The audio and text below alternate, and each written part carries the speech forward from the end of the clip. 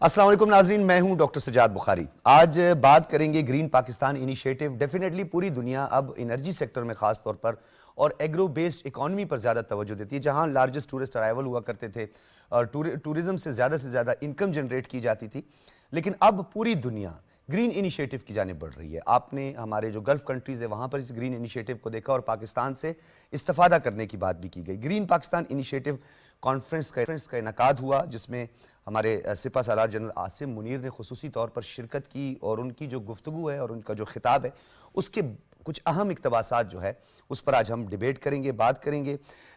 माशी इस्तेहकाम के बगैर खुद मुख्तियारी का तसव्वुर मुमकिन नहीं, यानी इकोनॉमिक या financial sovereignty is the most important factor.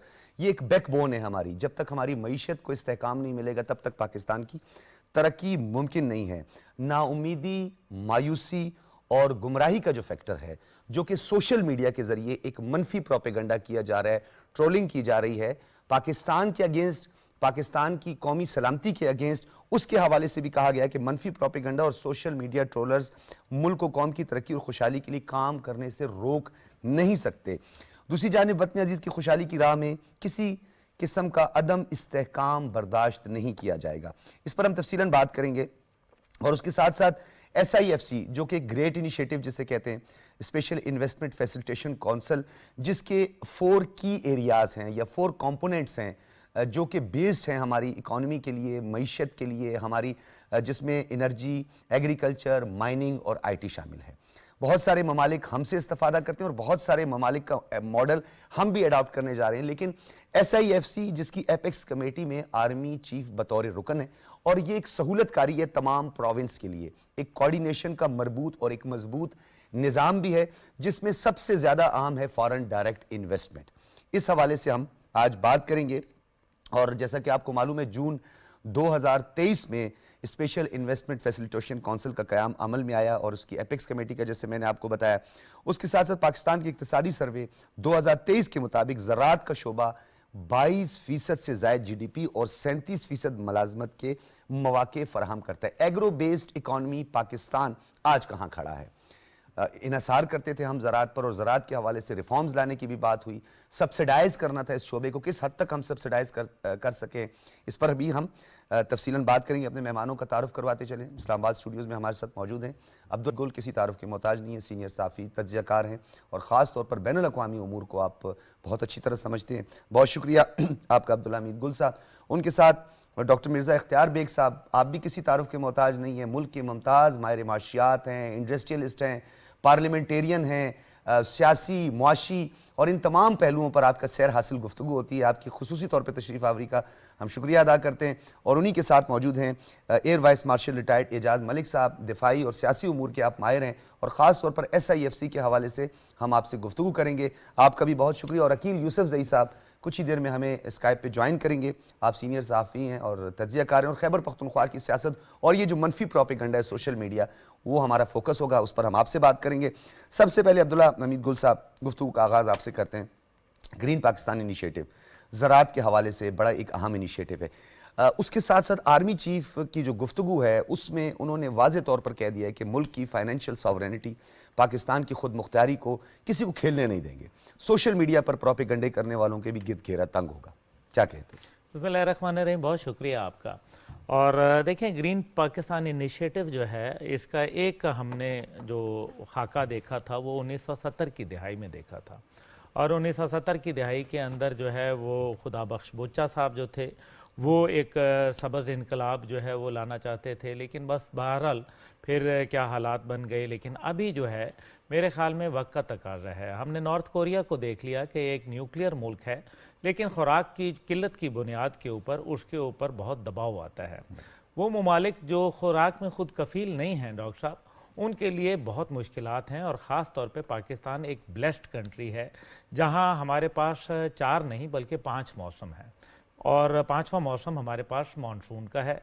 इसी तरीके से हमारे पास हर किस्म का खित्ता मौजूद है जहाँ हर किस्म का फ्रूट और हर किस्म का अजनास जो है वो हो सकता है।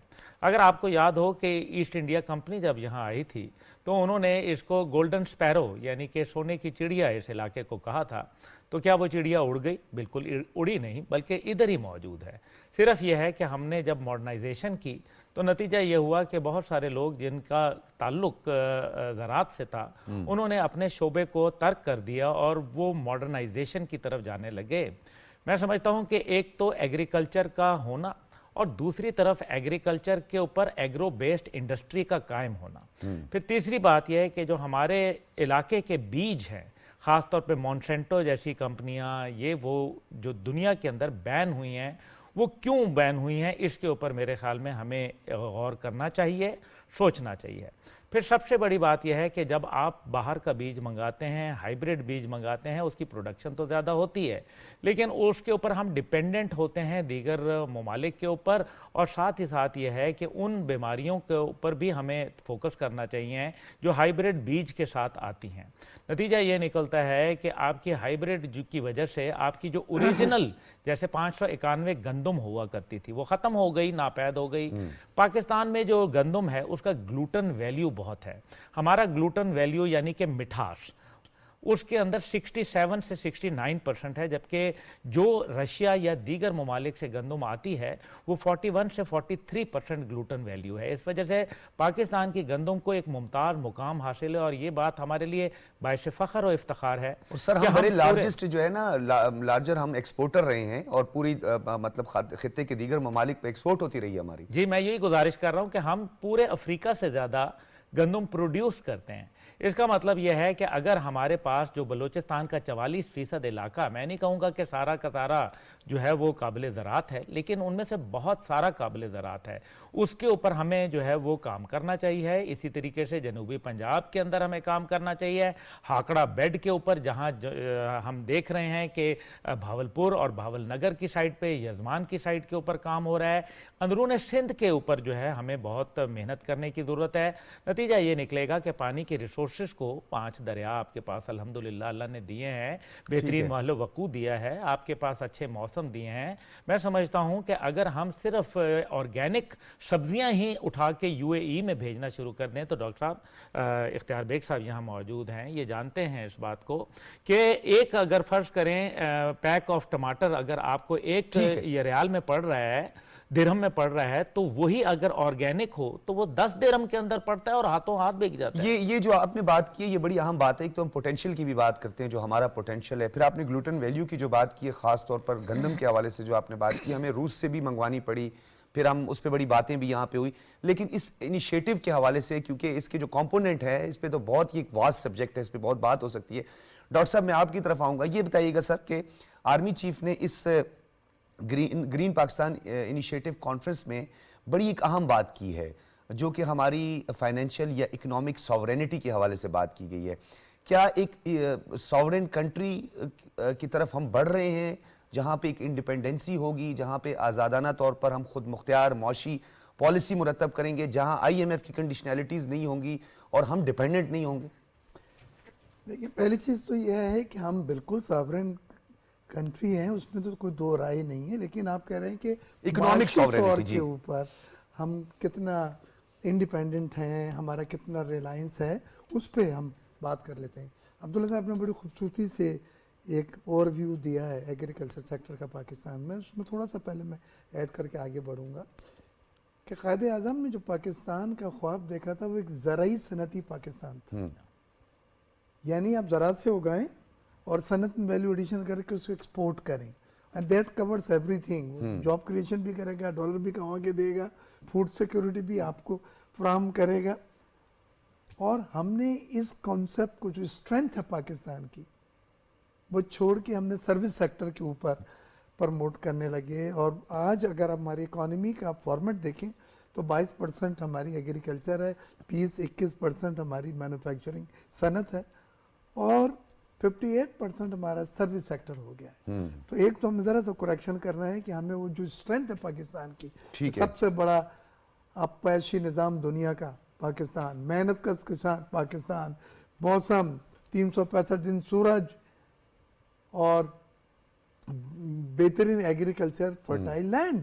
ठीक है। तो एक तो हमने वो प्रायोरिटी जो तरजीहात थी उसको थोड़ा सा हम शिफ्ट हो गए थे, उसको दोबारा हमें अपनाना होगा, एक चीज़। दूसरी चीज़ ये कि देखिए यूई कंट्री इतना एडवांस है, दुबई को देखें तो दिमाग आपका नहीं काम करता है, लेकिन वो एक जगह अटक गए। हाँ, इंफ्रास्ट्रक्चर तो बहुत अच्छा है। हाँ, वो अटक गए हैं फूड सिक्योरिटी में। मैं जब federation of Pakistan chamber of commerce का सदर था, डेलीगेशन लेके गया, शेख लुबना बिन खालिद अल कासमी थी उनको मिनिस्टर फॉर फॉरेन ट्रेड।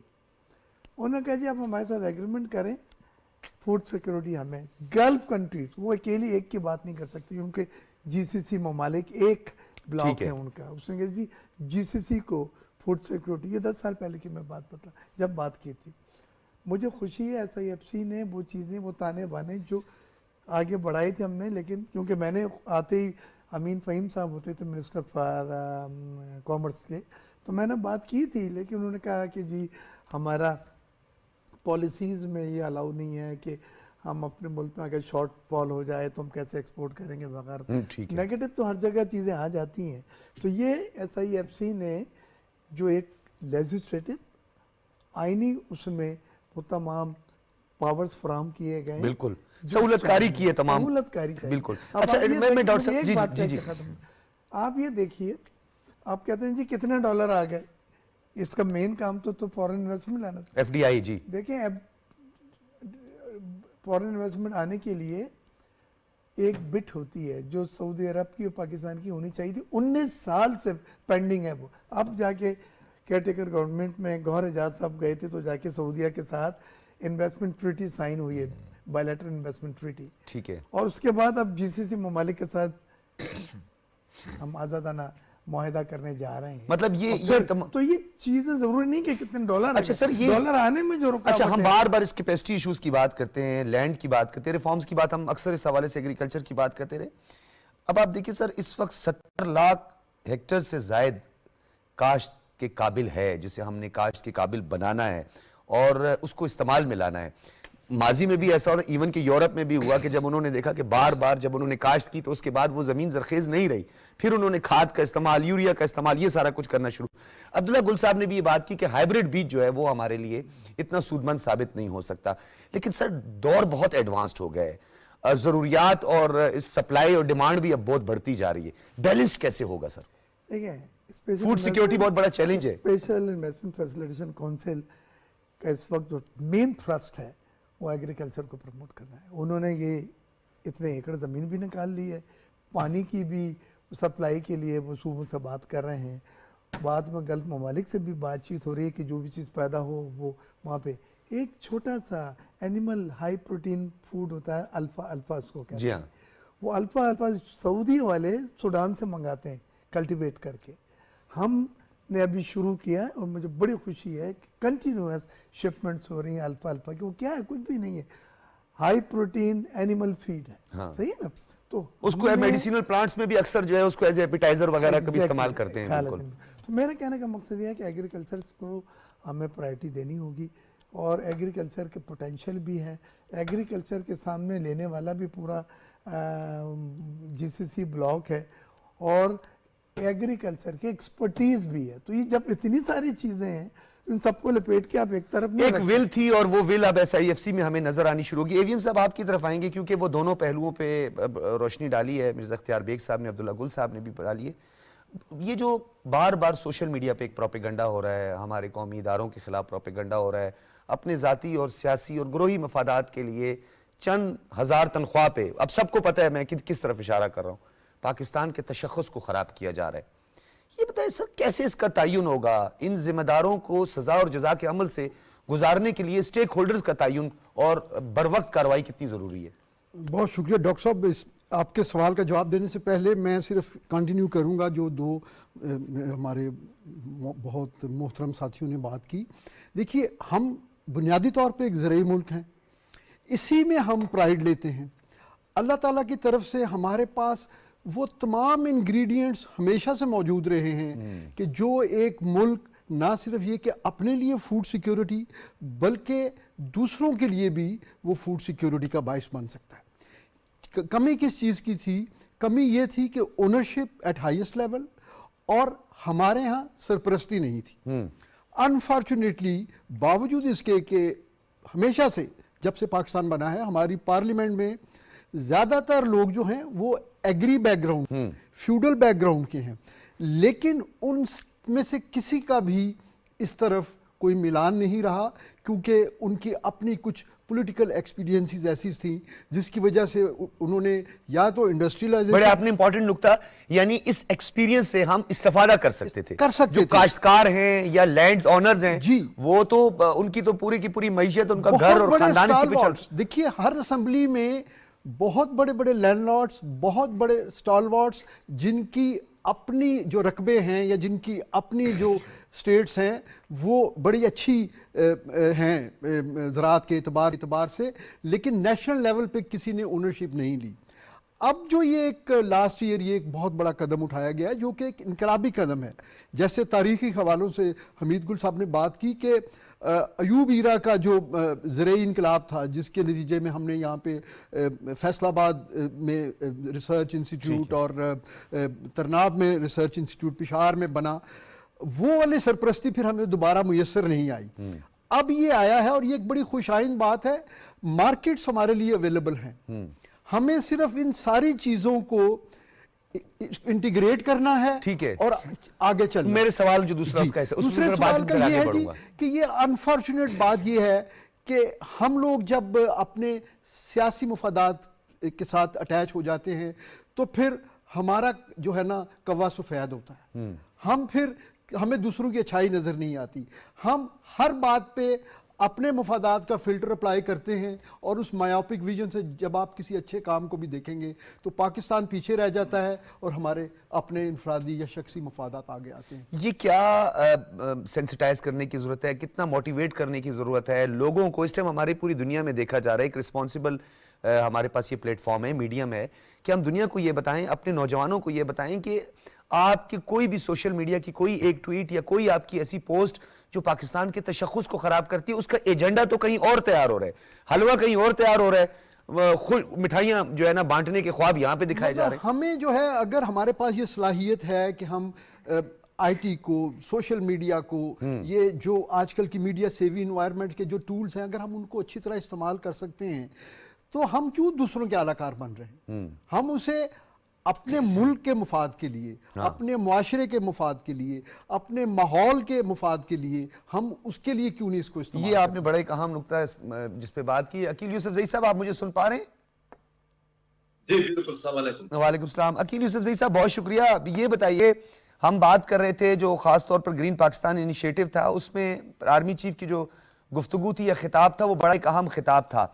उसमें सोशल मीडिया में जो मनफी प्रोपेगेंडा है, ये ट्रोलिंग है, उसके हवाले से सख्त मौक़िफ़ इख्तियार किया गया है कि किसी को भी इजाज़त नहीं दी जाएगी, पाकिस्तान की खुद मुख्तारी या माशी खुद मुख्तारी की राह में रुकावट नहीं पैदा करने दी जाएगी। ये अनफॉर्चुनेट ऐसा है, थ्रू आउट पाकिस्तान में तो सब कुछ हो रहा है, लेकिन जो सोशल मीडिया खैबर पख्तूनख्वा में जिसका इंकशाफ भी हुआ था कि उसको सरकारी सतह पे एक रिकग्निशन मिली उन लोगों को जिन्होंने पाकिस्तान के खिलाफ मनफी प्रोपेगेंडा किया है। Go ahead sir.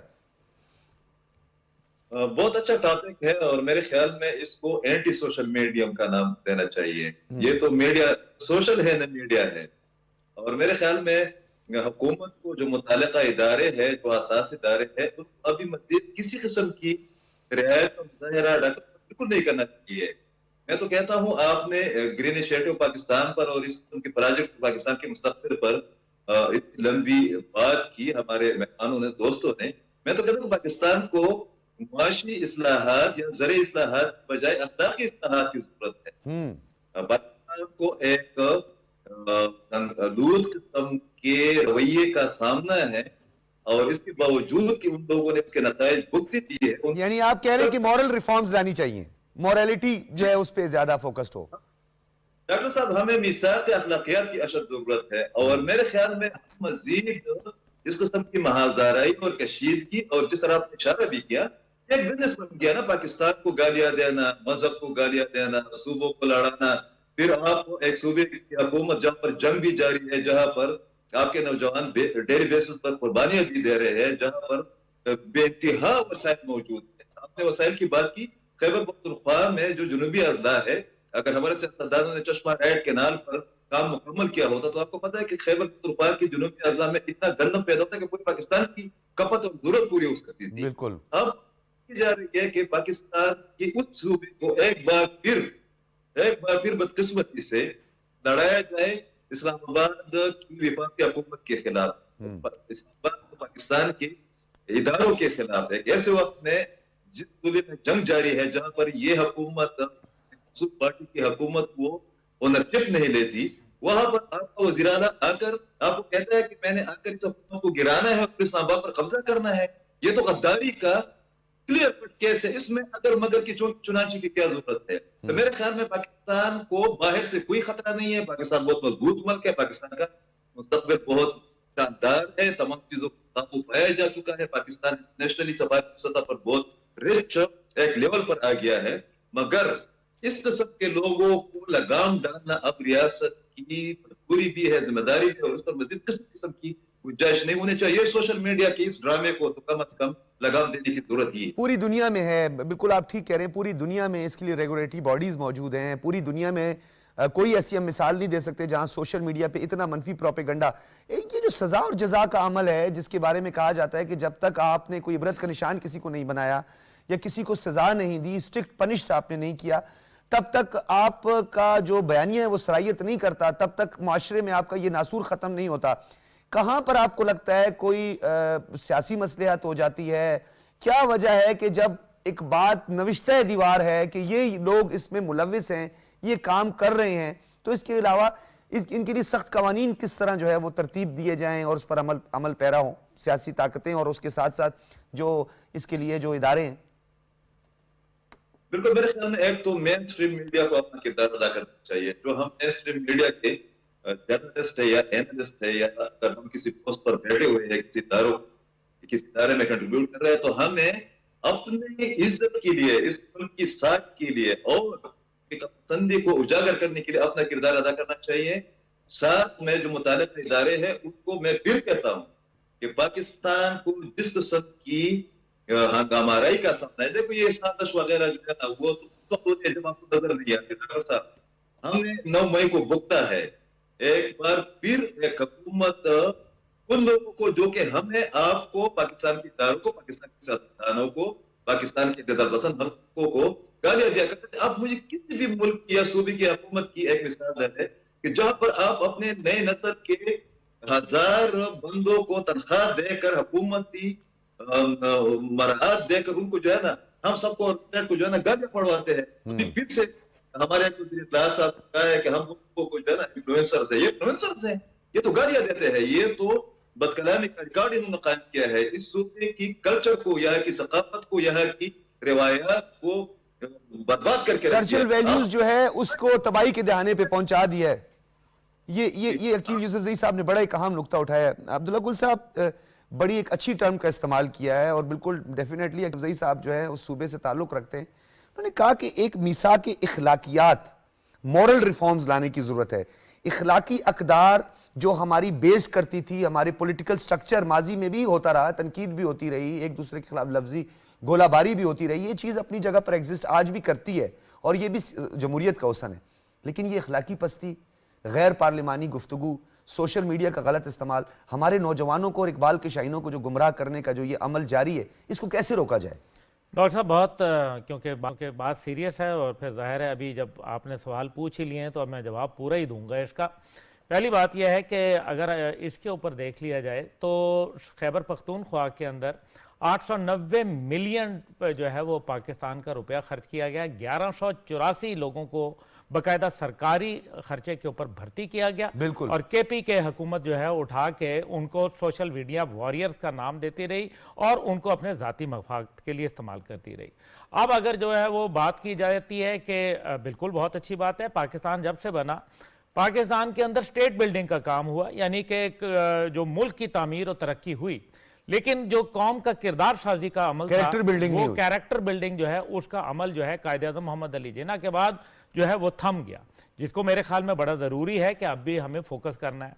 ये लोगों ने पाकिस्तान के झंडे जो है 14 अगस्त को जो है वो दफनाने की कोशिश की और उसके ऊपर घटिया हरकतें की और टिकटॉक बनाने के लिए अपने माँ के, जिसको कहते हैं ना धरती माँ माँ, होती है, बिल्कुल। आपने अपनी धरती माँ को जो है वो आपने दफन करने की कोशिश की। मैं समझता हूं कि ये वो लानती किरदार हैं पाकिस्तान के अंदर जिनकी जितनी मजम्मत की जाए कम है। और मैं और मेरी तहरीक जो थी वो इस बात पे इतने सरापा एहतजाज हुए कि हमने 14 अगस्त को अल्हम्दुलिल्लाह पिंडी के अंदर 1 किलोमीटर लंबा पाकिस्तान का परचम उठाया, जिसमें हजारों लोग रावलपिंडी के जो शहरी थे उन्होंने पाकिस्तान से अकीदत और मोहब्बत रखने के लिए उसको उठाया। लेकिन इस सब के बावजूद जो ये कहा जाता है कि जी शऊर दिया, क्या शऊर दिया? झूठे इल्जाम, दरोगोई, धोखेबाजी, गालियां, बद तहजीबी, गुफ्तार, ना हमारी मशरकी रवायात, ना इस्लामी तालीमात, क्या ये शऊर था? ऐसा शऊर नहीं चाहिए। आप अगर एग्रीकल्चर की बात कर लें, मैं अभी एग्रीकल्चर पे आता हूं, आप मुझे ये बताइए कि डॉक्टर साहब जब एग्रीकल्चर के ऊपर एक कमेटी बनी पीटीआई की हुकूमत के अंदर, तो एग्रीकल्चर के ऊपर जो सबसे ज्यादा जो कि गंदम और चावल जिसको जरूरत थी और कपास को जरूरत थी, नतीजा ये हुआ कि गन्ने के ऊपर जो है वो तमाम का तमाम फंड उठा के सर 7-8 हजार रुपए की जो है ब्लैक में यूरिया और ये खाद बेड़ा लोग लेते हैं। गर्क करके रख दिया। एक बाय डिजाइन पाकिस्तान को, एग्रीकल्चर को बेड़ा गर्क किया गया। डॉक्टर साहब मैं आपको यहां इससे बात खत्म नहीं होती, बल्कि पाकिस्तान के अंदर जो रिसर्च का अमल था वो खत्म कर दिया गया।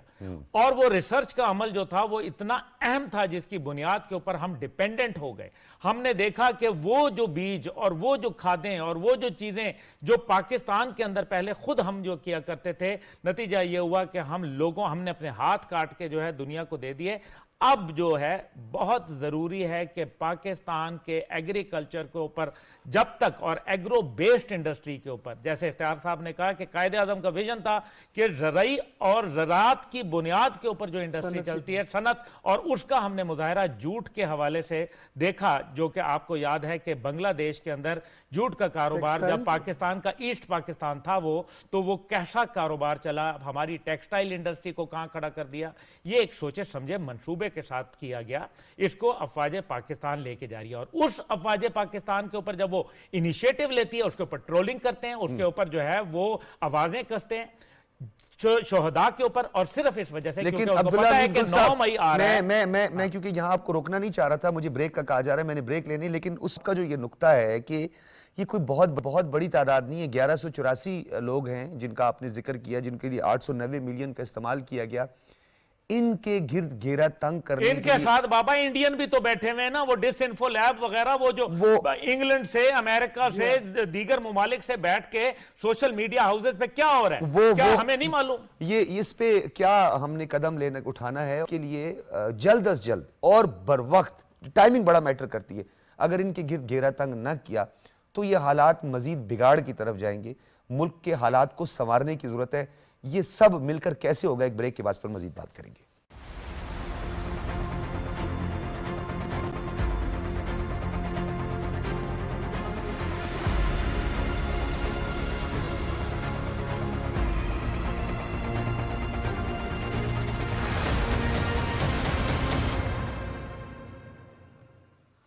वेलकम बैक नाज़रीन, हम बात कर रहे थे SIFC और ख़ास तौर पर आर्मी चीफ की ग्रीन पाकिस्तान इनिशिएटिव कॉन्फ्रेंस का जो खिताब है, बड़ा एक अहम खिताब था जिसमें सोशल मीडिया और ट्रोलर्स जो है उनके गिर्द घेरा तंग करने और उनको किस कतई तौर पर ये इजाज़त नहीं दी जाएगी कि वो पाकिस्तान की खुद मुख्तियारी को चैलेंज करें। अब्दुल्ला गुल साहब, आपने ब्रेक से कबल भी मैंने ये बात की कि 890 मिलियन रुपीज़ जिसका आपने जिक्र किया कि खर्च किए जा रहे हैं और 1184 अफराद इस पर मुलविस है। साइबर क्राइम एक्ट मौजूद है, FIA मौजूद है, उसके अलावा कानून नाफिज करने वाले इदारे मौजूद हैं। क्या आपको लगता है कि किस तरीके से जो है इसको इनिशिएट किया जाए? 9 मई जैसा सानिया, जिसको मैं समझता हूं कि बल्कि हम पूरी कौम जो है उस पर आज तक अफसरदा है कि कौमी सलामती पर, कौमी इदारों पर जिस तरह हमला किया गया, लेकिन अब उसको भी पॉलिटिकल जो है वो एक चादर ओढ़ने की कोशिश की जा रही है कि ये एक सियासी मामला था।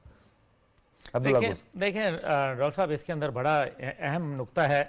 पहली बात यह है कि जिस तरह से मैंने आपको कहा कि सिर्फ 890, तो ये तो पाकिस्तानी है ना, ये रिकग्नाइज किया जिनको, जो इस टाइम पे इंडिया ने तकरीबन 12 बिलियन जो रुपया है वो सोशल मीडिया पे लगाया है, क्योंकि इंडिया को पता है कि न्यूक्लियर पाकिस्तान ताकतवर पाकिस्तान, ज़रात के अंदर खुद कफील पाकिस्तान, उसकी आप कमर नहीं लगा सकते, उसको अंदर से खोखला करें। एनेटॉल लेविन की किताब मौजूद है, पाकिस्तान ए हार्ड कंट्री, और उसके अंदर बड़ा वाज़े लिखा हुआ है।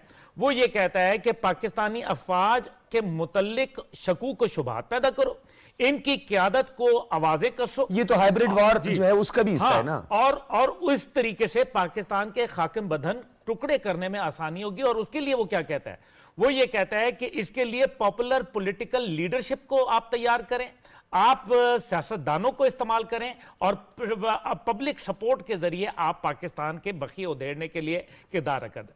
अब ये सारी चीजें समझने के लिए हमें जरूरी है कि दुश्मन हमें बराह रास्त तो नहीं, ठीक है, लेकिन हमें जो है वो पीछे से वार कर रहा है, और ये वार हम किसी को होने नहीं देंगे। हम जानते हैं इन लोगों के लिए, जो सवाल आपका, मैं एक लाइनर में देखिए, बहुत जरूरी है कि ये सोशल मीडिया का जो एक 5th जनरेशन वॉरफेयर, जो 9 मई के बाद 6th जनरेशन वॉरफेयर में तब्दील हो गई है। पाकिस्तान वो वाहिद मुल्क है जिसने 5th जनरेशन वॉरफेयर में जीत के बाहर आया, जीत के बाहर आया, बिल्कुल। अब मसला यहां यह है कि इसके लिए ये एक नया फील्ड है, इसके लिए कानून साजी जरूरी है। कानून साज असेंबली को चाहिए है कि इसके ऊपर ऐसे कवानीन मजबूत बनाएं कि दुनिया में जो उठने वाले नए चैलेंजेस हैं, जिसका दारोमदार सोशल मीडिया से, आप देखें ना, इंग्लैंड में, अमेरिका में बाकायदा सोशल मीडिया ब्रिगेड्स हैं, बाकायदा नैरेटिव बिल्डिंग के लिए इस्तेमाल किया जाता है सोल्जर्स, लेकिन वो उनके हाथों में लैपटॉप हैं, उनके हाथों में बंदूकें नहीं हैं। इसलिए हमें बड़ा जरूरी है कि कानून साजी करें, और जो पाकिस्तान की रियासत के खिलाफ बोले, और ये दुनिया में हो रहा है, क्या अरब दुनिया में कोई बोल सकता है? क्या कोई चीन में नहीं बोल सकता? ये अमेरिका में ये आपने जो अब्दुल्ला साहब बात की, आपने बिल्कुल ठीक है मिर्जा इख्तियार बेग साहब, जहां पे अब्दुल्ला साहब ने ये बात की,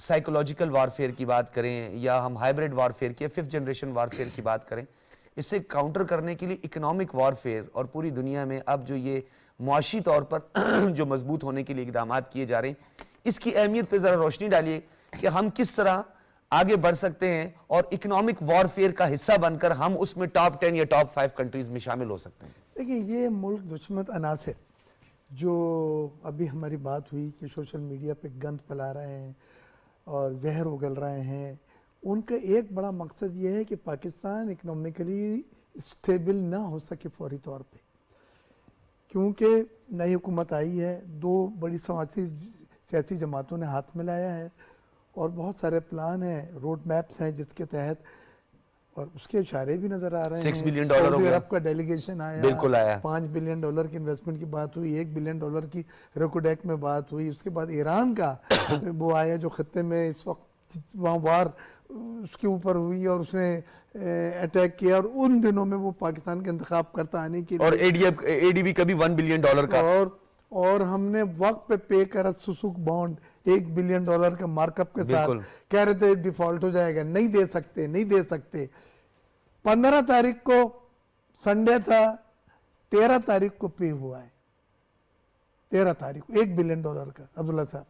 तो हमने ये देखना है कि मुल्क दुश्मन अनासिर इस वक्त नहीं चाहते पाकिस्तान, बातें क्या फैला रहे हैं, वो कहते हैं जी सऊदी अरब ने हुकूमत को टूटने में किरदार अदा करा, पहले इमरान साहब कहते थे कि जी अमेरिका ने ये मेरी हुकूमत को, पूरे दुनिया को फॉरेन पॉलिसी में इन्होंने, तो दूर नहीं है इख्तियार साहब, जिस दिन वो कहेंगे शी जिनपिंग साहब जो है उन्होंने मेरी हुकूमत नहीं, बट उन्होंने चाइना के साथ तो जो CPEC को डिले करके किया है, उससे हो ही नहीं सकता सर। अच्छा, उस पर भी दुश्मन भी नहीं सर, उसके लिए भी तैयार नहीं है, उस झूठ को भी सच में बदलने की कोशिश हमें भी याद है।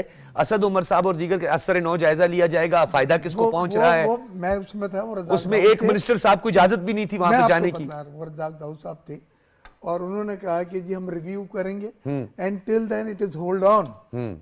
ये नेशनल इंटरेस्ट के प्रोजेक्ट, इंटरनेशनल ये बातें नहीं सपोर्ट कर सकते, और उसके बाद वही पॉलिसी उनकी हुकूमत ने कंटिन्यू की CPEC के साथ। CPEC के तमाम मंसूबे डिले हुए, CPEC के मंसूबों अभी तक हमारी जो वो जितने इक्तिसादी जोन थे वो अब कंप्लीशन की तरफ बढ़ चुके होते। देखें, 10 स्पेशल इकोनॉमिक जोन जो है ऐलान हुए थे, और पूरे CPEC में अगर मुझसे पूछें डॉक्टर मिर्जा इख्तियार बेग से कि हॉलमार्क क्या है, इसका ताज क्या है, तो मैं कहता ये स्पेशल इकोनॉमिक जोन थे, क्योंकि इसमें नए रिलोकेशन ऑफ इंडस्ट्रीज तय किया था, यानी चाइना से सनतों को पाकिस्तान शिफ्ट करना, इसमें एक्सपोर्ट होनी थी, इसमें जॉब क्रिएशन होना था, इसमें माशी हमारी जीडीपी ग्रोथ की हम 6% प्लस की बात कर रहे थे, तो वो उनको सूट नहीं करा।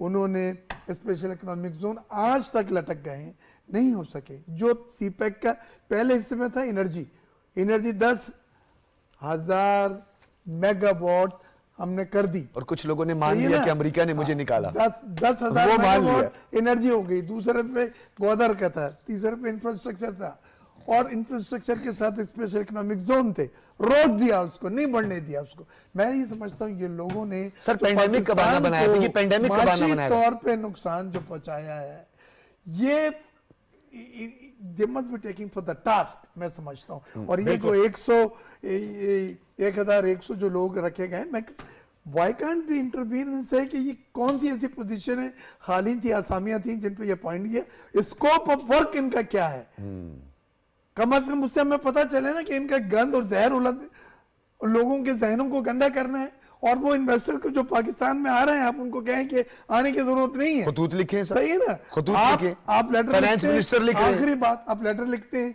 जानिदा साहब भी, अपने शौकत तरीन साहब भी IMF को कि जी ये हम तो नहीं करेंगे जो हमारे रिजर्व्स हैं आपसे शेयर। उसके बाद IMF के साथ जब एग्रीमेंट होने लगा तो कहा जी हम ओन नहीं करते, हम ऑन बोर्ड नहीं है। अरे आप इस मुल्क को तबाह बर्बादी की तरफ लेके जाना चाह रहे हैं क्या? नहीं सर, मिर्जा साहब वो जो सबसे इंपॉर्टेंट नुकता ख्वाब हो गई जो आपका। मिर्जा जो ये इंपॉर्टेंट नुकता मिर्जा साहब जिसकी आप अभी भी बात कर रहे थे, जो IMF के साथ आपकी कंडीशनैलिटीज होती हैं, उसकी वायलेशन करना और उसको भी एक पॉलिटिकल ऑब्जेक्टिव के तौर पर इस्तेमाल करना, यानी आप जून तक में इतना बिल नहीं बढ़ाऊंगा, ये सारा उसकी वजह से एक ट्रस्ट डेफिसिट जो पैदा हुआ। एग्रीमेंट जितना मिस हैंडल हुआ PTI की गवर्नमेंट में, किसी के दौर में ठीक हुआ, है। उमर बाद अनप्रिपेयर्ड, उसने जाके नेगोशिएशन करी और फिर Who was prepared? हाँ, कोई भी कौन था इनका? कोई एक मिनिस्टर बताएं जो आदमी नहीं था प्रिपेयर्ड। इनका। ठीक है। तो मैं यहाँ से कह रहा हूँ कि माशी तौर पे PTI की हुकूमत में जो नुकसान मुल्क को पहुंचा है, ये मुल्क अल्लाह का करम है कि हम लोग रिबाउंस करते हैं। रीबाउंस करें, ये जो और आप फौज हमारे साथ है। Special economic special investment facilitation council एक उम्मीद के किराने मेरे नजदीक आप पूछे आने वाले ठीक है। वक्त में, और एग्रीकल्चर के प्रोजेक्ट, ग्रीन इनिशिएटिव जो वो कर रहे हैं, और दूसरे जो ऐसे इंपॉर्टेंट नेशनल, वो ये एक ही फैक्टर था जिसकी बार बार बात की जाती थी, उसकी नफी हुई। ऐसा ही बात नहीं, बॉर्डर लोगों मैनेजमेंट पे ने- देख लें, स्मगलिंग की जो रोकथाम है वो बड़ा इनिशिएटिव था। देखें स्टॉक एक्सचेंज 72,000 हो गया, ये रोते रहे, मातम करते रहे, सही है ना? बढ़ता जाए। आपके रिजर्व $8 बिलियन से ऊपर गए हैं। $1 बिलियन सुसुक बांध का पे करने के बाद जो वो कह रहे थे कि ये अब पे तो ही सर नहीं वो करेंगे। $10 बिलियन की ऑयल रिफाइनरी सही पर भी है। काम के इम्कानात बढ़ते जा रहे हैं। डेलीगेशंस आ रहे हैं, इन्वेस्टमेंट के लिए मीटिंगें हो रही हैं। बिल्कुल। सऊदी आया है, ईरान वाले ने $10 बिलियन का ट्रेड का हदफ रखा है। बैंकिंग खुलने की बात हो रही है, वाटर ट्रेड को फरोग देने की ब्लू बात हो इकोनॉमी रही पर है। बहुत ज्यादा फोकस अब होना शुरू हो गया है। एवीएम साहब, इनके ये जहरीले बातें करने से कोई असर नहीं, लेकिन मैं फिर भी कहता हूं कि जो मुल्क दुश्मनी ये कर रहे हैं, they must be taking for task. अच्छा, इसमें- और हम पार्लियामेंट में इंशाल्लाह बिल्कुल। इसकी लेजिस्लेशन करेंगे। मैं आपसे वादा करके जा रहा हूं, बहुत- अपनी पार्टी के through first I take it up और उसको हम लेकर आएंगे। बिल्कुल ठीक और ये है। मुल्क के मफाद में होगा। अच्छा एवीएम साहब, जिस तरह अपनी जिम्मेदारियों का तयन किया और प्रोग्राम में हमारे इन्होंने ये बात की, और ये लेजिस्लेटर्स का काम भी है, क्योंकि हमारी जो आर्मी है या जो हमारी फोर्सेज हैं या हमारे कानून नाफिज करने वाले इदारे हैं, वो तो प्रेस कॉन्फ्रेंस आके कर नहीं सकते। हमारी रिस्पॉन्सिबिलिटीज बनती हैं, वो आया दिन हम प्रेस कॉन्फ्रेंस सुनते रहते हैं, झूठी प्रेस कॉन्फ्रेंस जिसमें सिर्फ और सिर्फ डिसइंफॉर्मेशन होती है। हमारी जो आर्मी है, हमारे जो कानून नाफिज करने वाले इदारे हैं, जो कौमी सलामती के साथ जुड़े हैं, वो तो आके प्रेस कॉन्फ्रेंस नहीं कर सकते। हमारी जिम्मेदारियां क्या है? देखिए जी, हमें इस चीज़ की रियलाइजेशन होनी चाहिए कि नेशनल सिक्योरिटी पॉलिसी जो हमारी है, इकोनॉमिक सिक्योरिटी उसका एक मेन पिलर है, और हमें इसको स्ट्रेंथन करना है। उसके लिए जो भी इकदाम उठाए जाएं वो उसमें ऑल इंक्लूसिव होने चाहिए, और हमें उसमें अपने सियासी मुफादात से बालातर होके सपोर्ट करना चाहिए। ये तो बड़ी क्लैरिटी होनी चाहिए, और मेरा ख्याल है ये बड़ी खुशाइंद बात है, ये चेंज है, इसको सबकी ओनरशिप की ज़रूरत है। क्योंकि देखिए जिस तरह बतदरीज हमारी इकॉनमी पिछली काफ़ी अरसे से उसमें मैं, चूँकि मेरा कोई सियासी वो नहीं है ओरिएंटेशन, तो मैं तो ये कहूँगा कि हमें तो पाकिस्तान के हवाले से सोचना है कि हमने अपने अवाम के लिए क्या करना है। सर एक गैर रिवायती से सवाल पूछना चाह रहा हूँ, इजाजत है सर? जी प्लीज़। आप सोशल मीडिया जब पाकिस्तान के खिलाफ या कौमी सलामती के खिलाफ प्रोपेगेंडा होता है उसे काउंटर किया सर? कभी कमेंट्स आपने उस पर किए? देखिए जी, मैं तो वैसे एक बात करो ना सर, जी, अफराद के हाथों में अक़वाम की तकदीर। अब्दुल्ला साहब से भी देखिए पूछूंगा, जी, डॉक्टर साहब से हम पूछूंगा। लोग उम्र के जिस हिस्से में हैं या हम लोगों को इस मुल्क ने जो कुछ दिया है उसको पे बैक करने के लिए हमारे पास तो अपनी आवाज या अपनी तहरीर ही है ना। बिल्कुल। हम तो हर जगह उसका इज़हार मतलब करते उसमें हम इस चीज की बात औकाती होते हैं ना कि जी हमें अपनी सेल्फ रिस्पेक्ट, हमें अपने जो तशख़्ख़ुस है या जो गैर पार्लिमानी गुफ्तगू, मैं तो खुद आपको कह रहा हूं, मैं अब्दुल्ला गुल साहब से भी पूछता हूं कि मुझे तो जो है कोई पाकिस्तान के खिलाफ डिसइंफॉर्मेशन हो तो उसमें कोई ऐसी बात हो तो मैं कमेंट्स कर लेता हूं, मुझे गालियां भी पड़ती हैं। तो क्या आप कभी इस तरह आपने देखा कि हम अपनी जिम्मेदारियों का भी तो तयन करेंगे ना सर? डॉक्टर साहब, मैं तो पाकिस्तान के खिलाफ कोई बात करे मैं मुंह तोड़ूंगा ऐसी की तैसी। बहुत अच्छे जी सर। मैं मेरे पास इस तरह का मैसेज जब भी आता है और उसमें लिखा होता है प्लीज सर्कुलेट, ठीक है, तो मैं उसको डिलीट करता हूँ। ठीक है, ये तो मिनिमम है जो कर अच्छा सकता हूँ। मिनिमम ये कर सकते। अकील यूसुफ जई साहब, आपने पूरी गुफ्तगू सुनी, अब आपने कंक्लूड कर ये बताएं सर, हमने अपनी जिम्मेदारियों का तयन करना है क्योंकि सोशल मीडिया पे जो ट्रोलिंग कर रहे हैं उनको काउंटर करने के लिए उनका जो झूठा प्रोपेगेंडा है, जो नैरेटिव बिल्डिंग है, उसके लिए काउंटर नैरेटिव हमने बिल्ड करना है। क्या तरीकाकार होना चाहिए? तो पहले बात तो यह है डॉक्टर साहब कि हमारे कवानीन में बिल्कुल तमाम इम्कानात मौजूद है कि हम इन लोगों की क्लास ले लें, इनको बैन करें, इनको कानून के सख्त कटघरे में लेकर खड़ा किया जाए। इसमें जो है ना ये हुकूमत खौफजदगी की आलम से निकल आए। ये पाकिस्तान की कौमी सलामती इदारों की जिम्मेदारी नहीं है कि वो इस किस्म की बदतमीजों को जवाब दे रहे हैं। वो जंग लड़ेगी, वो पाकिस्तान की है ना सफारतकारी करेंगे, वो जो है ना यहाँ पर पाकिस्तान की सलामती के लिए काम करेंगे, या इस किस्म के बदमाश, ये देखिए गुंडा ग्रुप है, ये माफियाज है, जिस तरह गुल साहब ने बताया भी, इस पर इंटरनेशनल इन्वेस्टमेंट हो रही है। हुकूमत किधर है, सियासी पार्टियां किधर है जो कि स्टेक होल्डर बनी हुई है। मेन स्ट्रीम मीडिया के लोग जो कि आजाद सहाफत की बात कर रहे हैं, बात करें ना, ये गजा के मजालिम के खिलाफ अमेरिका में और यूरोप में 4 दिनों से स्टूडेंट्स निकल आए हैं। ये जो अमेरिका में लोग बैठे हुए, कनाडा में बैठे हुए, जो भगोड़े इधर से होकर गए, वो बात करें, मैं देख लूं कि इनके ट्विटर को जो है ना, एक्स को और फेसबुक को किस तरह अलाउड करते हैं। हम खुद जाते रहे हैं वहां पर। पाकिस्तान का अमेरिका का वीजा लेना इतना मुश्किल काम नहीं है पाकिस्तान के अंदर, जितना वहां पर आप जो है ना अपने सोशल मीडिया हैंडल को जो है ना जब एक्टिवेट करते हैं, तो ये हमें खौफ से निकलना चाहिए। मैं तो खैबर पख्तूनख्वा में बैठा हुआ, मुझे पता है कि यहाँ पर हालात क्या है।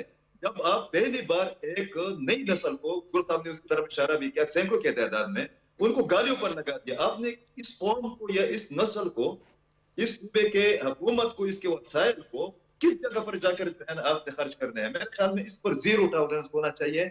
इसमें मजीद अगर मगर की चौकी चुनाचे की कोई जरूरत ही नहीं है। हम भी एतराज करते हैं हुकूमती पॉलिसियों पर, हम भी एतराज करते हैं बाज़ रियासती इक़दाम पर, मगर हम पाकिस्तान को गालियां, यही जो तरीका है, इसको जो है ना अखलाकियात की नहीं, अभी जो है ना डंडा लेकर जो है ना इनके सर पर जो है ना मारने की जरूरत है कि भाई एनफ इसमें जो है ना जी बहुत शुक्रिया। अकील यूसुफ जई साहब हमारे साथ मौजूद थे, आपका बहुत शुक्रिया। AVM रिटायर्ड एजाज मलिक साहब हमारे साथ मौजूद थे, डॉक्टर मिर्ज़ा इख्तियार बेग, सलाह हमीद गुल साहब, आप तमाम हजरात का बहुत शुक्रिया। बहैसियत कौम हमने अपनी जिम्मेदारियों का नाज़रीन तयन करना है और अपनी जिम्मेदारियों को भरपूर और एहसन तरीके से निभाना है। जहाँ तक आप पहुँच सकते, जैसे डॉक्टर मिर्ज़ा इख्तियार बेग ने कहा, मैं तो पोस्ट ही डिलीट कर देता हूँ।